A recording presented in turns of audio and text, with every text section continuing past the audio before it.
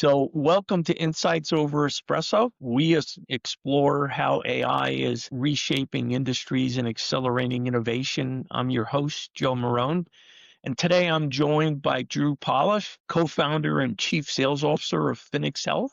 Welcome, Drew. Thank you. Welcome. Glad to be here. Good. Well, I'm looking forward to our conversation. Drew, you have a fascinating background, starting in traditional insurance, as you explained to me, and then moving into the innovative space of Medicare MSAs. Can you walk us through that journey from your start at Northwestern Mutual to co-founding Fenyx Health? I'm sure the viewers would love to hear that story. Yeah, no. So I hear a lot from people in insurance that wasn't where they initially wanted to start or thought they would start. So I did get my degree in business finance, and I really loved investments, and that's where I was wanting to go.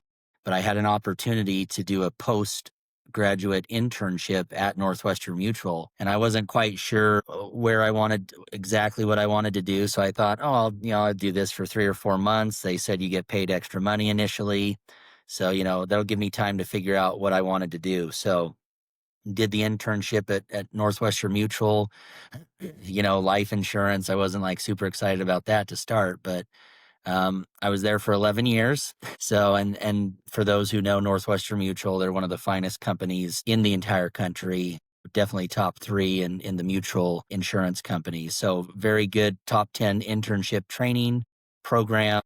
So really had a base of not just for insurance, but really sales, right? And no matter what you're doing, right, you got to have a product that has value, that brings value, and then of course educate people on that if they need the help. So was there for 11 years. While I was at Northwestern Mutual, I had a mentor, David Jones, which was very important at that time. I don't know that I could have stayed in the business if I didn't have a mentor helping me, right? Just trying to figure it out. He also did company benefits, so health insurance and other things. And then, he mentioned to me one day, he said, Drew, if you sell companies benefits, you get paid every month, and which is not how life insurance typically works, right? It's because I've been 100% commission my whole career, and I thought when he told me I could get paid every month, I thought cash flow. I learned that in business school, so I started hammering the phones. I wasn't the best at getting referrals, so I would just call businesses because they were not on the do not call list, and literally my language at the start was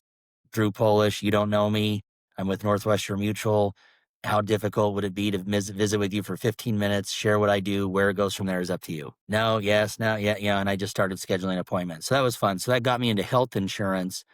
And then several years ago, I just felt really strongly that I should get into Medicare by myself so I could do something a little different outside of my colleague.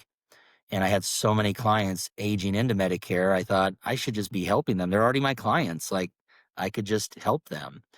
And so that's when I got introduced to Medicare, started selling that, got introduced to a company called Lasso Healthcare, which sold a individual Medicare medical savings account, a very unique Medicare Advantage plan, and got to know the founder really well, Jim Hanlon. He had left the company. And so I think it was about 4 years ago, we were talking, and he was thinking of doing something different. And we basically decided, Jim, you need to start another company that you control, that we offer a group Medicare medical savings account. So a little different chassis. We can go across the country. And he said, Drew, will you help me sell it? And I said, hell yeah, I'm going to help you sell it, but I'm going to do more than that.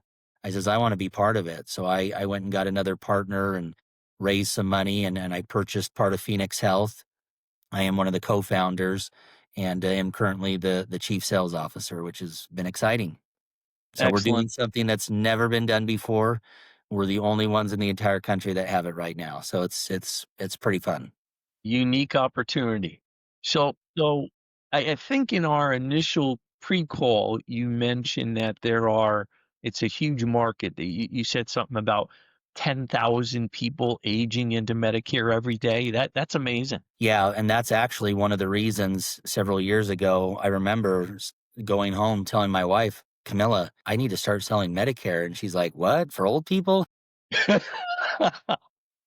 said, no, Camilla, they're already my clients and I have people aging in. So I might as well, instead of just getting a referral fee, I might as well keep them. Right. And not only that, like the market is showing us 10,000 people a day turning 65 for the next decade, and it's clear through, 2030, 2035 now. I said, you do the math, that's every 8 seconds. Every 8 seconds, someone in our country is eligible for Medicare for the Yeah, next decade. yeah. It's just I'm like, it's one of the biggest market opportunities of my That lifetime, and I'm poised to, with my background and knowledge. So that's what got me interested in it first, is a lot of market potential. that's great. So Phoenix offers a unique product with this group Medicare MSA. Tell the listeners, what problem is Phoenix solving that wasn't being addressed by, I'll call it traditional Medicare Advantage plans. Yeah, so to start, I actually want to start with health savings accounts. HSAs. So most people are familiar with health savings accounts. I think it's 65, almost 70 million people that have accounts now. So they've done a great job of helping people understand the value of health savings accounts, the tax benefits, directing your own care. The money stays in the account. You get to use it for any qualified medical expense. The rules of health savings accounts, Joe, when you are eligible for Medicare and you enroll in any part of Medicare, so even just Part A, you're no longer allowed to contribute to an HSA. And people that have been on an HSA for years or sometimes decades, right? I tell people it's not like they all of a sudden get to Medicare and now they don't like tax favored accounts. There just hasn't been an HSA like product really offered across the board to Medicare beneficiaries. And that's what the MSA is. So the Medicare Medical Savings Account is like an HSA in Medicare clothing with a few differences. And they're not new. I tell people, MSAs are not new. They're probably new to you if you're learning about it. They actually came out in 2007 and 2008. And a lot of the carriers, people are like, well, why aren't other carriers offering it? Well, I can't speak for the other carriers, but it is a unique product. It is open access. There's no network. We use Medicare's network. You can go wherever you want. They just have to bill us. So there's just some uniqueness about it. And so Okay. we saw the opportunity of HSAs continue to grow, balances continue to grow, and now all these people are 10,000 a day are aging into Medicare. Let's give them the HSA like product in Medicare. And then on top of that, what no one has ever done before is offered the Medicare Medical Savings Account on a group Medicare chassis. And that gives us some flexibility to go across the country.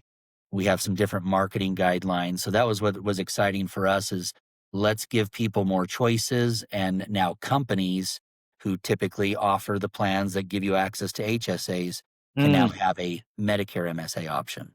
Yeah, I recall you saying that in our pre-call that you really can operate in all 50 states. Correct. Okay. Yeah, our So, product is approved by CMS, Centers for Medicare and Medicaid, and okay. because we're a group product and we use Medicare's network, we are literally approved in every state, every county, every zip code, plus DC. Okay. So you mentioned in our pre-call that the world of insurance brokerage is navigating a lot of, uh, I think you said challenges right now, from carriers cutting commissions to, I think Correct. you said massive plan disruptions. And when you take that statement and you zoom out, what would you say major shifts are that you're seeing that are putting the most pressure on brokerages today? Yeah, so definitely network challenges you hear a lot of. Most traditional Medicare Advantage plans, they contract with the health systems, the hospital systems, and they require prior authorizations, they require referrals. You've got to stay in their network. And so there's always kind of been a tension between the hospital systems and the carriers because of I'll just say some of the games that are played with prior authorizations, referrals, denials. And so there's already tension there with the health system providing the services and wanting to help people. Original Medicare, as long as it's covered by Medicare, there's very few prior authorizations that original Medicare requires. So most health systems prefer, that's why they like dealing with original Medicare and or a supplement, because they don't have those restrictions and they know they're going to get paid the Medicare allowed amount, right? There's not Right. going to be games that are played. So that creates some friction between the carriers and the health systems, and you'll see a lot of regional health systems start offering their own products to kind of control that. The other thing is the carriers will come into a market, and if they misprice their product or they offer too many additional extra benefits, a lot of Medicare Advantage plans have dental and vision and gym memberships, and then they'll even give you cards that pay for food, or there was one in Idaho and Utah to help pay for your cat food. And no offense to anyone, I don't have anything against cats, but I'm like, what the hell are we buying cat food for? What does that have to do with someone's health care, which is what we're supposed to be helping them with? And so some of the carriers, I think, got a little excited on their extra benefits because the way Medicare pays us, they take some of that money and they purchase the extra benefits. And so people got used to that. And now they're getting back to just insurance. Post COVID, there was a lot of stuff going on. And so medical loss ratios kind of went out of whack. And so we're getting back to insurance. And like, imagine that, insurance companies getting back to insurance. And it's like I tell my clients and clients of other agents that we work with, they're like, but Drew, where's all the extras? Where's the dental? Where's the I said, listen, we're getting back to insurance, right? Why do you really have insurance? Three main reasons you want to have insurance in Medicare. One is hospitalization, right? Especially if you're there for a long time. And sometimes people say, well, I wouldn't be there for more than 30 days. Well, COVID proved that all wrong, right? The second reason is major surgeries, right? And the third reason is typically your Part B Medicare drugs, which is chemotherapy, cancer treatments. So again, why do you have insurance? Why did you have insurance before you were on Medicare? So if something major happened, you were protected. That literally is the definition of insurance, right? The pooling. So I think it's exciting. There's going to be lots of changes, I think, over the next 2 to 3 years as carriers adjust. Some of the plans that deal with people in Medicaid or like have certain chronic conditions will continue, but I think we're going to get back to just more insurance. That's a good thing. Yeah, what a novel concept. So you mentioned earlier when we spoke that Phoenix is focused on innovation, and you certainly are bringing an innovative product to the market. Where do you see the biggest opportunities for technology and automation to fundamentally change how insurance brokerages, both operate and grow revenue? Yeah, so on the insurance, I mean, we're actually on the plan side. So for us, the innovation is in the product offering itself, which isn't so much related to, artificial intelligence. It literally is just our intelligence coming together saying, can we do this? What are the rules? So that's where we're unique because we're the first ones to offer this product on a group chassis. And then we also have a new self-employed group product that we're just launching for January 1st. It's never been done. There's actually some amazing tax benefits to that. So we're working with a lot of CPAs to get that out to people. From that perspective in the plan design, right, we have to follow CMS rules and guidelines because they control all of the Medicare Advantage plans. So everything we show people, right, and other carriers has to first be approved by CMS. So when someone's like, how can you offer this kind of a product? Or how can they offer this plan that's zero premium and they give me dental and vision? And it's like, no, Medicare's helping pay for it all. It's how the carriers get paid. And then we take those monies and can design the plans. But CMS, Centers for Medicare and Medicaid, have to approve all of those plans before the public even sees them. So one, that should give people confidence that if it is a true Medicare Advantage plan or a supplement plan, those plans have been approved, right? Or the Medicare Advantage have been approved by CMS before the public could even see them. We were not allowed to even show them until we have that approval. So it should give people confidence in the market. Yeah, yeah, yeah. Interesting. So this leads into my next question, which, you said, something about CPAs and groups and everything. So what do most people outside of the Medicare space misunderstand or underestimate about the value of a product like the group MSA, particularly regarding the tax benefits you mentioned for CPAs and the self-employed groups? Yeah, so on the group side itself, so think of any company, right? And this is what I tell people, most employers across the entire United States do not offer Medicare retiree benefits, right? There's three reasons they don't offer it. One is the cost to do it. And that's usually the number one. Two is the potential liability. And three is the work it would take to set it up and manage it. And Mm. so our product now gives you the ability to do that. Any size employer, you can be a group of one, you can have 10 employees, 10,000, 100,000, doesn't matter. Any employer can now offer our product as a voluntary benefit. There's no cost for the group to do that. There's no premium for the Medicare individual. Again, as someone signs up, we get paid from Medicare, so it's not magic, it's money. It's money from Medicare. That's how we pay for the benefits. But that group can now go to all of their current employees, all of their past employees if they want to, and say, hey, Joe, thank you for all your years of service, helping our company become what it is today. We're excited to announce we're now able to offer you a Medicare retiree benefit at no cost. Call such and such agency to find out more. And then it's just up to the individual because it's 100% voluntary. So because there's no cost for our group product, our standard chassis, there's no liability to the employer. So it's not an ERISA plan. You don't have to report it on a 5500 form. It only takes 5 to 7 minutes to fill out our group form, and then anyone who's ever worked for you now has access to a benefit. So very exciting, very unique. So group health brokers have actually been really excited because they can now go to their groups because you're not changing any of their benefits. You're not changing any relationships. You're just saying, hey, we can now add this additional benefit. Helps you retain people, recruit people, and just a goodwill gesture going back to people saying you now have access to it. So that's on the group chassis with the CPAs, of course, attached to groups too, but self-employed individuals, the owners of companies, whether they have employees or not, right? The IRS says, are you engaged in an activity for income or profit? Right? You can be deemed self-employed. So the self-employed person would now have access to our new self-employed group MSA, which is very unique, where we actually charge the group a fee. So that's still zero premium to the member, but we can charge the group a fee. And by doing that, we add more money to the medical savings account. So an MSA is different than an HSA in the sense that the money has to come from the insurance carrier, from Medicare or from the group to then put money in the MSA. So we figured out a way to say, hey, if we can charge the group fee, we can actually have additional monies in your deposit. And that group fee, as long as it's considered an ordinary and necessary business expense, is fully tax deductible. So you get a tax deduct the group fee, the money's in the MSA, grow tax free, and they come out tax free for qualified medical expenses. So the CPAs are pretty excited. Our highest plan that we got approved from CMS, and again, it's already approved. And people are like, how is this possible? I'm like, yeah, it's pretty cool. We have $24,000 worth of deposits per person. So a husband and a wife could each get $24,000 in deposits if they're self-employed, and they would be able to deduct $400. It's just amazing.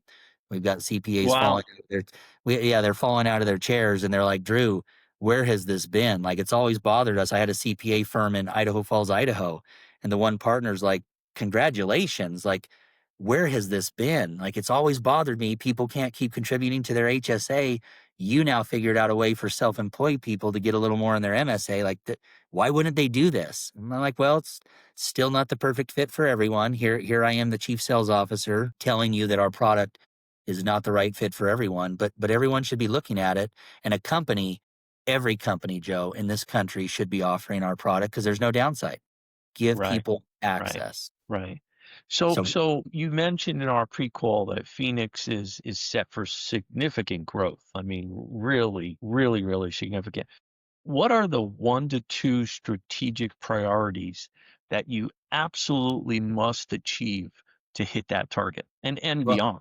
yeah, so there's really two main parts. First is an employer group has to sponsor our product. Because we're on it, because we offer a group Medicare product, we're not in the open market. You can't find us on Medicare.gov. You can't just sign up. So it's really critical that an employer group sponsor our product. Now, that can be your actual employer. That can be an association that has employers, like an association of cities, for example, or like a chamber of commerce. We can actually have the chamber sponsor a product. And then every employer group that's a member of that chamber automatically gets access to our product. So we're working with a lot of chambers in that respect because it's kind of a community benefit. It's wonderful. So Mhm. really critical. One, we have to have the sponsor first. So that is something that is unique and different. And then two, we have to have the agents that are certified. Our certification process, typically in Medicare, you have to have what's called your AHIP certification. With us, because we're a group product, you don't have to have that. You just have to have product certification and your health license. And so sometimes we do have some group health brokers that are health licensed and they're like, well, I can help with this, let me get product certified. But it's still mostly Medicare agents. So getting them product certified, helping them understand the plan, and again, a lot of people, if you understand HSAs, it's pretty quick to grab onto how the MSA works. So those are the two critical: get the groups on board, offering it, sponsoring it, and then having the agents and the distribution to get it out there. Okay. You mentioned you're focused heavily on Idaho and Wyoming right now due to market disruption, and you're building strategic partnerships like the one with, I think it's Hy-Vee that you mentioned. That How do these regional and I'll call them white label strategies support your national expansion goals? Yeah, so Hy-Vee is actually a separate one. They're actually in Des Moines, Iowa, so the Midwest. They're so Hy-Vee Health, which is their arm with their direct primary care. So they're excited to partner with us to offer. I think Hy-Vee is in 8 different states and just a well-known brand, right? It's actually a grocery chain that people love. So we understand that what we're doing is different and exciting, but no one's ever heard of Fenyx Health, right? And that's okay. We love the group MSA, the Medicare MSA. We're the experts in it, but people recognize brands, and brands do matter, and they're local. And so in Idaho, specifically Southeast Idaho, it actually happens to be where I live, which is probably why we're doing a lot there. Plus there is a lot of market disruption. Some of the other carriers leaving the market, some of them increasing rates 400-500%, deductibles. And so all this shift is just a huge disruption in the market. And so we have a carrier, Select Health, which is owned by Intermountain Healthcare. So they're the largest health system in the state of Utah. So they operate in Idaho, Utah, Nevada, Colorado. So they've white labeled us. We have another partner, EMI Health, which is also based in Utah, and they've got several other states. And so we're excited about that because people recognize those brands and they're trusted, Yeah. and them coming on board, to vet us out and say, wow, this is unique. This is not something that they would just do on their own. It would take several years to set it up anyways. It's like, no, let's offer this as a white label through us. So Wyoming tends to be more rural anyways. And so they've just had less options in Medicare Advantage, and United Healthcare pulling out of a lot of those markets. I mean, I think it was like 17, 18,000 people losing their plan, and it's happening all over Minnesota. It's, they've got like 180,000 people. UCare's pulling out. So there's lots of opportunity. We're available in all 50 states, Joe. We're not focused in all 50 states just because of bandwidth, but that's where we want to create some more strategic partners, especially with the Medicare brokers, the agencies, to say, hey, have this in your back pocket, because it's not always going to be the right fit, but it can help you get in front of people. And when it is the right fit, we want it to be available. Yeah, you touched on this. You mentioned it just a moment ago, and you spoke about it when we had the pre-call. That the biggest challenge, as you put it, is that nobody knows Phoenix Health exists, and how critical is solving that brand awareness and lead generation challenge to achieving your lofty revenue goals and even beyond. Yeah, well, no, definitely critical. I think that's with any startup, right? And that goes back to my days when I started at Northwestern Mutual, Joe, and I may have shared that story. I'll never forget. I was, in the office. I had a shared office with the person because, you got to work your way up, whatnot. And I had a flip phone. That's how long ago it was. Everyone that was cool in the office had a BlackBerry at the time. You knew you had arrived if you had a BlackBerry, because you could check your emails on your phone. But I'll never forget, I was studying. I can't remember. I think I was trying to study about disability or insurance or something. My wife calls me and She says, "Drew, when are we getting paid next, honey? I'd like to go buy some, carrots and cottage cheese and some milk." I mean, literally, that's when I opened my fridge. That's about all it was. And I was like, "Oh, let me check, honey." And I jump on the computer and I open my commission statement, and it says negative like $242 or something. And I was like, "Negative?" And my wife's like, "Drew, you've been working all month. What do you mean you're not getting paid?" I said, "Well, honey, I'm 100% commission and I still have expenses. Or if someone cancels their policy, I have to back pay it." And she was like, "You need to figure this out before you come home or you're getting a job."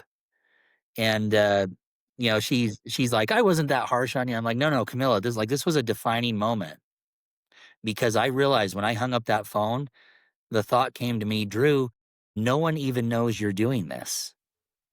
Like, you have to tell them." And that's when literally, I picked up the phone book and I'm like, well, businesses are not on the do not call list. So I'd get up early every day. I decided from that day forward, I could only study before 8 a.m. and after 6 p.m. because I can't study during the day. I have to be in front of people. If I don't have an appointment, I'm on the phone or I'm walking into an office.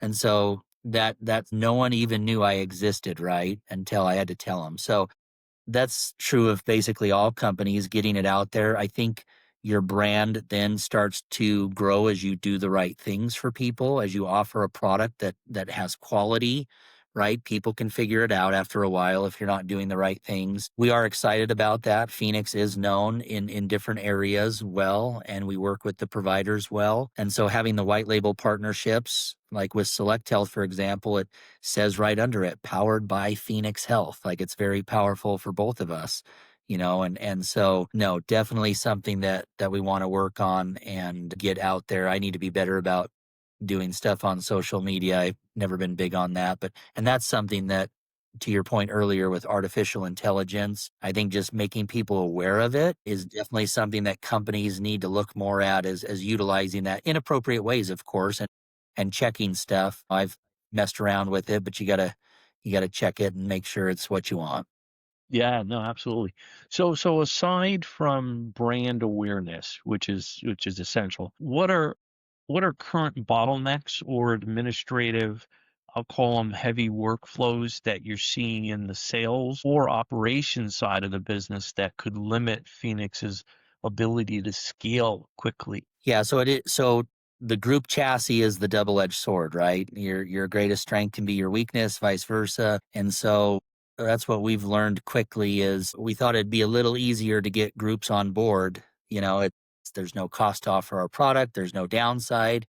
Why wouldn't everyone just sign up? But again, people still need to feel comfortable with what it is, how it works. And so that's where shifting to the broker relationships with the groups has really helped, and or working with a brand like Select Health, like EMI, or soon to be Hy-Vee Health, where people can just say, "Oh, okay." And most companies, it's like, "Oh, it's been vetted. Okay, we trust it." And so doing the right things there. But our process is a little longer, not horrible. Again, takes 5 to 7 minutes to sign the group up. And then you do have a separate application for each individual, which is normal in Medicare Advantage. So there's a few different steps for agents and agencies that they're not used to. They're used to just going online to a broker portal and accessing your plan and enrolling someone.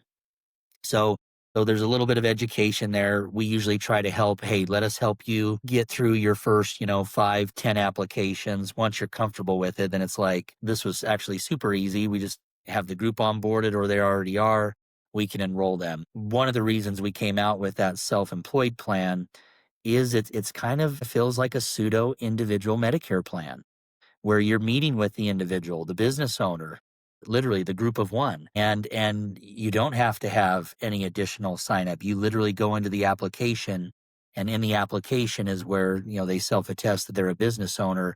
And so we can offer this unique self-employed group chassis. So what I've learned the last couple months is when we bring new agents on board, we usually start with that. We start with the self-employed plan, understanding that they can do an application or even just run through it mock trial. And that helps them because similar to the other application once the group's set up. But that has been the first year, Joe, we underestimated, what it would take to get groups to sign up. And if you don't have a group sponsoring our product, we can't sell anything. So that was a huge, we got to figure this out quick, because if we don't have groups sponsoring it, it doesn't matter how great our product is, we can't enroll anyone. And so Right. I tell people in business, just my life, my career, I tell people two rules I have for any business. I don't care what it is. It takes longer than you think and it costs more than you think. So So let's we're, shift we're back. experiencing that right now. It's wonderful. Absolutely. So you mentioned you're using, when we first spoke, AI for presentations to speed up the process. And I think everybody's kind of dipping their toes in Chat GPT, right? And others that are out there. Are there any other areas, particularly around growing leads or increasing sales for your group MSA, since the goal is this brand awareness, that you feel AI or automation could be a game changer right now? Like if you were to be able to use it to help accelerate your brand awareness, or to Correct. get to CPAs, to get to brokers, would that be of value? Absolutely. Just because of the outreach, of the way it can help with targeting different areas, right? Like we're looking to go into Minnesota. The other unique thing about our product, Joe, is because it's a group product, you can sign up any month of the year. That's not Okay. that's not normal with regular Medicare. We are in annual enrollment period right now. So whether you're new to Medicare or not, once your group sponsors our product, you can actually sign up any month of the year. So we've got a little flexibility there, but we want to, of course, most people are making changes now in the first part of the year. So going into like Minnesota right now, where there's a lot of disruption, trying to find out, agencies, agents, companies, being able to do those searches through Chat GPT, for example, hey, can you give me a list of, every Medicare agent, da da da da da. And it's not perfect again, but sure does beat me typing away, on Google and some stuff. So from a sales perspective, people that aren't using it, it's just a lot of extra work. The presentations, we have a lot of compliance with Medicare. So when we build our presentations, our compliance officer, of course, she'll usually help build them. We have to make sure certain things are said, the way they're said, or what's in the presentations, but then to have AI clean it up or add, some fun graphics and or the change, it just speeds up the whole process of actually having the presentation. So no, I think artificial intelligence. The other thing is actually reaching out to the groups themselves, right? Through the executives or the HR team saying, hey, as you're looking for options and not disrupting your relationships. When every company I talk to, one of the first things I say is, you don't have to change any of your relationships. So if you have a good relationship with your broker, introduce us because they can help with this, right? This is separate from all of your other benefits. You're not going to adjust anything. Let's give you more options. And so that's been very favorable. This is the cherry on top of the cake. Yeah, there's literally no downside to the group. It's just a win. And then you're just giving access to people. And then it's between them and their Medicare broker what they need to do, right? And I always tell people, good agents, and this is true of all agents, whether you're selling real estate, insurance, whatever, good agents are always trying to do what's in the best interest of their client. And two things have to happen in order to do that. One, you need to actually meet with the client. And two, you need enough available products because every situation is different. And Mm. so we want to have people have access to our product. Just like in commercial insurance, Joe, when I started my career at Northwestern Mutual, they offered me health insurance. I was a statutory W-2 employee. And they said, Drew, here's our traditional health plan, low deductible copays, excuse me, or you can sign up for our high deductible HSA plan. Well, I went with the HSA because I like tax favored accounts, right? Young family, we're pretty healthy. That's what we want to do with Medicare. We want every company to offer the HSA of Medicare and let people have the option when they go to Medicare of having an HSA-like plan. And that is right now the highest probability of someone going onto our plan is someone who had an HSA before Medicare, because they get it right away. It's like, oh man, yeah, I had to stop contributing to my HSA, Yeah, and you're going to give me money from the government, and it's going to be in this tax favored account. And if I don't use it, I get to keep it. Like yeah, that's unreal. So yeah. So you spoke about the success you're having working with strategic partners, white label agencies, vendor partners. Which of these channels is currently, and I know it's early stage, but which is currently providing the most scalable, predictable source of qualified leads for the group MSA now? yeah, so it's typically our strategic agency partners, and it's like anything in business, you're not quite sure which one is going to, bring the most, should I say, and or create the most excitement, and it changes because they're dealing with all the other changes in Medicare now too, but yeah, we've found most value in having strategic partners that we can give an extra or an additional override to, and that gives them the wiggle room to have their agents and the motivation to help their agencies and go recruit some other people. And it's funny how some of them you talk to, they're really excited and maybe they're not fast out of the gate, but you can see they're building, they're planning, they're just different methodologies, different timelines. Others, it's like, holy smokes, how fast can they run? It just seems like every day they're bringing in companies and individuals and agencies, and so it's not right or wrong. It's just different. I think you need a little of everything. I'll never forget years ago, watched a deal on, I believe it was McDonald's, and the CEO was being interviewed by a journalist and talking about marketing. And if I remember the story right, it went something like telling the CEO, you've spent $1 billion on marketing, and it's kind of been said that probably half of that didn't have an effect. A $500 million wasn't even effective. What would you say to that? And the CEO paused, and I've just remembered it because it was so impactful. And he said, if you'll tell me what 500 million wasn't effective, I'll stop spending it. Yeah, she Absolutely. didn't she didn't have a follow-up question for that one, and I Yeah. thought, how astute. You don't know exactly what and where is going to be effective, and this is part of business of being flexible, being nimble. That first year, we were just going directly to companies, and they're like, "We've never heard of this. Who's Phoenix?" Like, "Drew, I know you, you're a good guy, but why would I do this?" And I thought, why would you not do it? We quickly learned that we need the group health brokers they're already the trusted advisor. And if the Yeah. group health broker says, hey, we got this new benefits for you to add, it's like, oh, how do we sign up for that? And so it's just fun as you learn your sales process and as you make adjustments. Same thing with our self-employed plans. We take that to a business owner. Who's the first person they're going to share it with?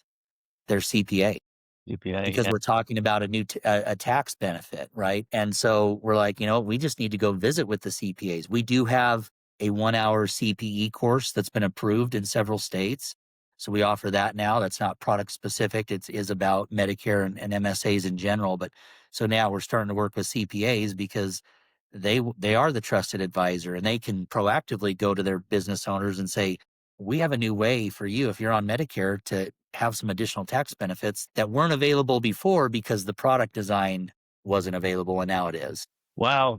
So you must have stopped by my office when I was out on appointments yesterday and looked at my questions, because my next Sorry. question is right about, you mentioned when we spoke that you need to target CPAs more, and because you now have the CPA credit course approved. So very timely. So what's the biggest challenge in getting your unique message about the MSA's tax benefits in front of that specific high value audience, the CPAs? Yeah, really, it is just the invitation. If you have a good relationship, we work with a lot of agents, a lot of brokers.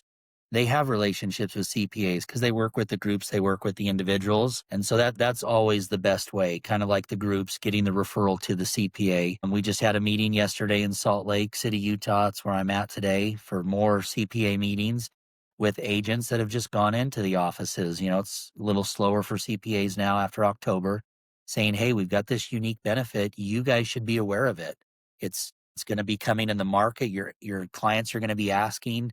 We want you to be aware of it. So when they ask, you can say, I've never heard of that. You can say, oh yes, this is how it works. This could be a good solution for you, and a unique tax benefit. So I think, of course, there are the cold outreaches, which are not as effective as having the referral, having the in meet with. When we meet with business owners, it's like, hey, who's your CPA that you work with? Let us go explain this to them. Because if the self-employed person's trying to do it, it's like, no, let us help them understand, and then they'll have more people that they can help. Right. Right. Yeah. So you've had an incredible journey so far. Um, you know, if you had so hypothetically, if you had a magic wand to fix one thing in the business right now that's either, holding you back or slowing down your lead generation and revenue growth to the extent that you guys want to explode, what would that one thing be? So our biggest challenge or opportunity right now is we just need more agents. We need more people that understand the product and that are talking about it, right? Because then it's just that's how we have to get it out into the market. We're just low bandwidth because we're still smaller. But we're already seeing that this year as we have more agents become certified, then of course volumes grow because even if they're only selling a few policies and getting their feet wet is just going to grow. So we're not the traditional model where we've just gone out to some of these big FMOs and attached to thousands and thousands of agents because our product's a little unique. But we do need more agents and agencies that have this. With all of the disruption in Medicare, agents and agencies are more willing than ever to look at more additional options, right? The first couple years, I do admit, it was trying to convince them, hey, this is a unique product. Well, yeah, I could see where that's a fit, maybe, but they're just going to keep hitting the easy button. And it's becoming less and less easy button every year. And so it's like, what other options are available? And clients, Medicare beneficiaries are becoming more educated and they have more resources online than ever to then ask their broker, what are all my options? Is this really the best thing for me with all this disruptions? We couldn't have planned the Inflation Reduction Act that changed Medicare Part D. That's actually in our favor because Part D is separate. So that does impact the other Medicare Advantage plans. All the disruption with the different carriers leaving the market, changing rates, lessening their extra benefits, which a lot of people just basically went and sold. It is a great opportunity for us to step in and say, there is a new option when it's the right fit. Let's make sure that you're prepared and have it available. Okay. So, for other founders in the insurance space that are listening, what's the single most important piece of advice you would give them about, one, navigating a market in disruption and leveraging a unique product like the MSA? Somebody else might have a different unique product, and in the market, what advice would you give them? Yeah, hard to pin it down to one thing, but if I could only say one thing, I would say you have to do what's right for the beneficiary. And part of that is Medicare does have pretty strict requirements on some compliance stuff. And again, they have to approve the plans. So it's not like you can have too many bad actors trying to get in there and take advantage of something. And then if it's not designed properly, it's not going to last. Right. And so focus on the quality and focus on the outcome for the beneficiary. And that's when you not only win business, that's how you keep business. And Mm, that's how brands are built, right? It's because they've done the right thing. It's because they've been known for quality. We all know companies in our lifetime that you're like, yeah, yeah, we don't need to, you know, tried that one, they either weren't, didn't follow through on what they said or their product just wasn't up to quality. So you've got to do what's right for the beneficiary. And if you start with that in mind and you work backwards, then of course we're for profit, right? Capitalism is not a bad thing. It's you have business non for profits have to make money. They have to make profit yep. to stay in business. It's just Yeah. what you do with it, right? And so, but if you have the beneficiary in mind and you can design something that can be of value to them, and then you do it properly and you scale enough and you can make money, that's the purpose of business is helping other people. We feel that that's the opportunity for us in the Medicare market is the HSA balances, the HSA has done so well the last 25 years, thanks to Health Equity, thanks to Optum Bank, Fidelity. these big custodians, and it's been wonderful for people. We want that to continue into Medicare, and it should be an option, and we now have it. Excellent. So where can people learn more about Phoenix Health, the group MSA, or get in touch with you? Yeah. So phenixhealth.com. So F as in Frank, ENYX, spelt a little differently, phenixhealth.com.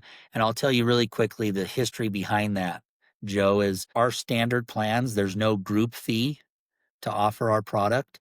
In most group Medicare, they charge a fee, right? So if you have group Medicare with Humana, United, whomever, they're usually charging the group a fee. Our standard plans, there is no fee. So we were nixing the fee that's usually associated with group Medicare. And then of course we put the Phoenix emblem on there to help, pronounce it, because some people have said Fenyx, but Phoenix Health. And so phenixhealth.com, Fenyx health.com is a great place to start. You can get in touch with me personally. My email is just Drew, at phenixhealth.com, or my cell phone is area code 7. That's great.